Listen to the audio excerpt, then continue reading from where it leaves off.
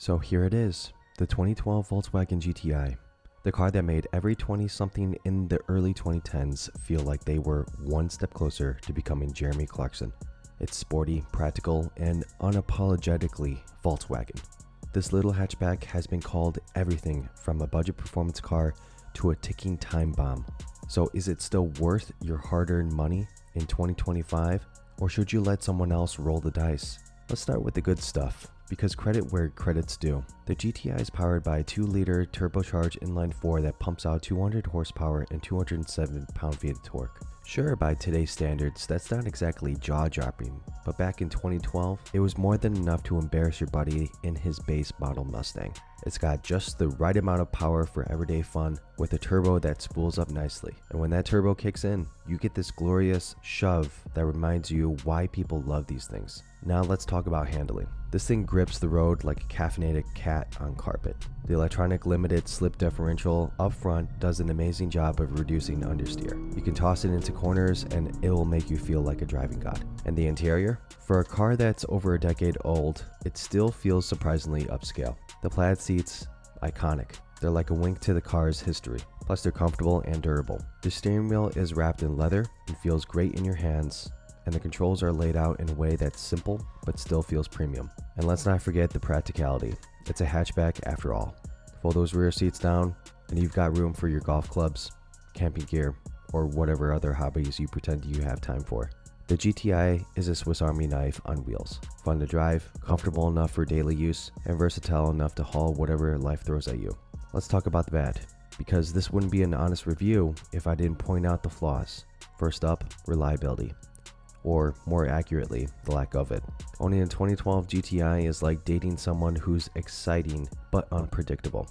One minute it's smooth sailing, the next you're stranded on the side of the road because the high pressure fuel pump decided it had enough of your nonsense. And then there's the infamous DSG transmission. Look, when it's working, it's brilliant, landing fast shifts that make you feel like you're driving a race car. But when it's not, well, let's just say the repair bill might make you reconsider your life choices. The manual transmission is a safer bet, but good luck finding one that hasn't been abused by some wannabe street racer. Let's not forget about carbon buildup in the intake valves, thanks to direct injection. If you're not ready to shell out for walnut blasting every 50,000 miles, you might want to think twice. And speaking of cost, this car demands premium fuel. Sure, it doesn't guzzle gas like a V8, but if you try to cheap out with regular unleaded, it'll let you know it's not happy. Oh, and the interior? While it looks and feels nice, give it a few years and you'll be serenaded by a symphony of squeaks and rattles. Alright, so with all these issues, why do people still love the GTI? Simple. It's fun. Not just fast car fun, but everyday fun. It's quick enough to put a smile on your face, but not so fast that you're constantly worried about speeding tickets. It's small and nimble, making it perfect for city driving, but still stable enough to feel planted on the highway. And then there's the sense of community. GTI owners are a special breed. They wave at each other on the road, swap stories about their cars, and trade maintenance tips like they're part of some secret club. Owning a GTI isn't just about the car, it's about the culture. People also love the balance this car offers. It's not a hard sports car, but it's sporty enough to be exciting. It's not a luxury car, but it feels premium where it counts. It's the kind of car that fits seamlessly into your life while still reminding you why you love driving. So, should you buy a 2012 GTI? That depends. If you want a car that's reliable, low maintenance, and won't stress you out, this probably isn't the one for you. But if you're an enthusiast, someone who loves driving for the sake of driving, and you're willing to put in the time and money to keep this car happy, the GTI is a hard car to beat. It's not perfect. In fact, its imperfections are what gives it character. The GTI is like a lovable rogue. It's flawed, but that's part of its charm.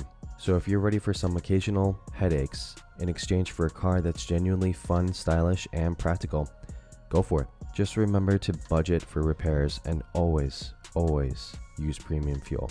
At the end of the day, the 2012 GTI isn't for everyone, but for the right person, it's everything. Drive one and you'll understand why this car is still a legend. That's it for today. Like, comment, subscribe. Unless you're the type to drive a Camry and call it sporty, then we need to have a serious talk.